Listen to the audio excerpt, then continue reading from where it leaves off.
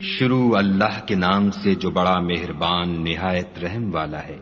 اے پیغمبر صلی اللہ علیہ وآلہ وسلم، لوگوں سے کہہ دو کہ میرے پاس وحی آئی ہے کہ جنوں کی ایک جماعت نے اس کتاب کو سنا تو کہنے لگے کہ ہم نے ایک عجیب قرآن سنا جو بھلائی کا رستہ بتاتا ہے، سو ہم اس پر ایمان لے آئے اور ہم اپنے پروردگار کے ساتھ کسی کو شریک نہیں بنائیں گے۔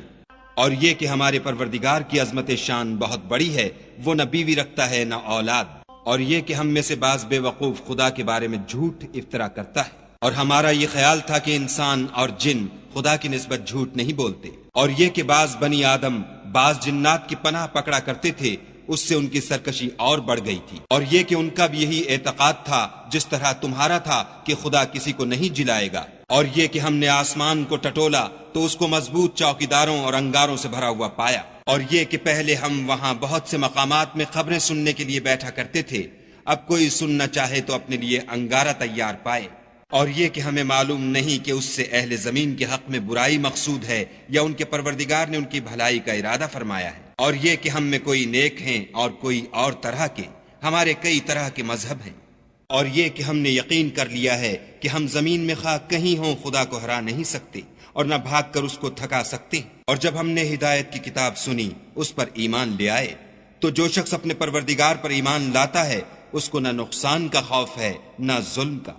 اور یہ کہ ہم میں بعض فرما بردار ہیں اور بعض نافرمان گناہگار ہیں، تو جو فرما بردار ہوئے وہ سیدھے رستے پر چلے اور جو گناہگار ہوئے وہ دوزخ کا ایندھن بنے۔ اور اے پیغمبر صلی اللہ علیہ وآلہ وسلم، یہ بھی ان سے کہہ دو کہ اگر یہ لوگ سیدھے رستے پر رہتے تو ہم ان کے پینے کو بہت سا پانی دیتے تاکہ اس سے ان کی آزمائش کریں، اور جو شخص اپنے پروردگار کی یاد سے منہ پھیرے گا وہ اس کو سخت عذاب میں داخل کرے گا، اور یہ کہ مسجدیں خاص خدا کی ہیں تو خدا کے ساتھ کسی اور کی عبادت نہ کرو، اور جب خدا کے بندے محمد صلی اللہ علیہ وآلہ وسلم اس کی عبادت کو کھڑے ہوئے تو کافر ان کے گرد ہجوم کر لینے کو تھے،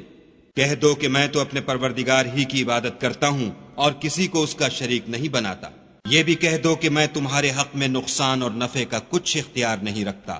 یہ بھی کہہ دو کہ خدا کے عذاب سے مجھے کوئی پناہ نہیں دے سکتا اور میں اس کے سوا کہیں جائے پناہ نہیں دیکھتا، ہاں خدا کی طرف سے احکام کا اور اس کے پیغاموں کا پہنچا دینا ہی میرے ذمے ہے، اور جو شخص خدا اور اس کے پیغمبر کی نافرمانی کرے گا تو ایسوں کے لیے جہنم کی آگ ہے، ہمیشہ ہمیشہ اس میں رہیں گے، یہاں تک کہ جب یہ لوگ وہ دن دیکھ لیں گے جس کا ان سے وعدہ کیا جاتا ہے، تب ان کو معلوم ہو جائے گا کہ مددگار کس کے کمزور اور شمار کن کا تھوڑا ہے۔ کہہ دو کہ جس دن کا تم سے وعدہ کیا جاتا ہے میں نہیں جانتا کہ وہ ان قریب آنے والا ہے یا میرے پروردگار نے اس کی مدت دراز کر دی ہے، وہی غیب کی بات جاننے والا ہے اور کسی پر اپنے غیب کو ظاہر نہیں کرتا، ہاں جس پیغمبر کو پسند فرمائے تو اس کو غیب کی باتیں بتا دیتا